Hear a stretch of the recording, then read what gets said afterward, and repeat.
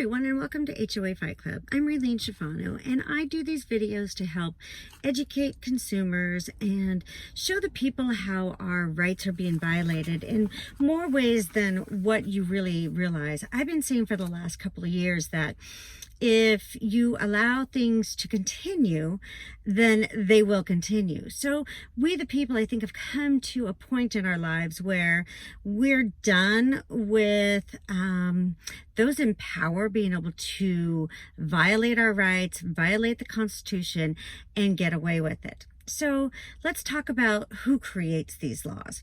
So the legislators create these laws, your House of Representatives and your senators. Both federal and state are the same. They create laws. They are supposed to make sure that the laws don't violate the constitutions. And every state has a constitution, and we have a federal constitution. Now in Washington state, no law shall be passed that is not fair and equal for all. So when they wrote the Uniform Act for HOA and condo associations, they were violating the Constitution of Washington state. When I asked the legislators to change this and to not allow this, I was told no, that they can do this and it's a private contract and blah, blah, blah. It's not a private contract. These are our constitutional rights, and no CC&R declaration or anything else has the right to violate those constitutional rights. But if we, the people, keep allowing these things to happen, then they're just going to continue, because the people that are profiting from these are the legislators. Those are the people that the lobbyists pay. The lobbyists go in and pay our senators and our House of Representatives to do their bidding, to do what they want them to do. And that is what becomes unconstitutional.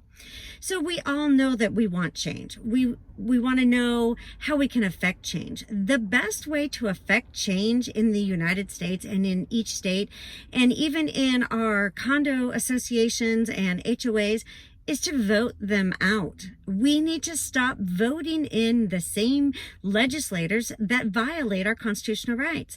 I've said this over and over. Those that wrote the Uniform Act were violating the Constitution of Washington state. They should be voted out. Why would we allow this to continue and allow them to keep taking away these rights? And especially when they blatantly say, we don't care about you, the people, in those hostage situations in your HOAs and your condo associations, which I was a hostage for 6 years in a condo association, because the government doesn't have any power over them. They don't have any governance or accountability. Those HOA and condo boards and attorneys and property managers, they can do whatever they feel they need to do to enforce their rules. Now, I did see a judge said that Americans are not and shall not be ruled. Well, we're ruled every day. Why is the government not ruled? Those people work for us. When we, the people, start serving the government instead of them serving us, that is the tyranny of government. And that's why you see so much unrest right now, because government officials really don't want the laws to change. They don't want anything. They want chaos. They have to keep us, we the people, fighting amongst ourselves so they can get rich off of what they're doing. They have lobbyists that are buying them to defund the police. There are lobbyists that want to defund the police department. Well, I think we should defund the HOAs and the condo associations, and we should defund everything that has to do with violating our constitutional rights. Then you are asking we the people to defund the police as you allow us to be ruled by boards that are voluntary, no experience, managing our money, multi-million-dollar accounts with no governance and accountability by the government. They're allowed to abuse, harass, intimidate, do whatever they want to a homeowner because they are the power. The boards and attorneys and the property managers are the power. So we need to vote them out and stop allowing these legislators to violate our constitutional rights. We also need to vote out attorney generals that don't enforce the Constitution. My attorney general of Washington state will not do anything to protect homeowners in condo or HOA associations. He refuses. I've turned him in for ethics violations because I feel that that is his job. The governor wouldn't even meet with me. He should be voted out. We We, the people, should be having our government officials work for us, not us work for them. So when the governor tells me he doesn't have time to meet with me, that tells me that he doesn't have time for the millions of people that are in homeowners associations.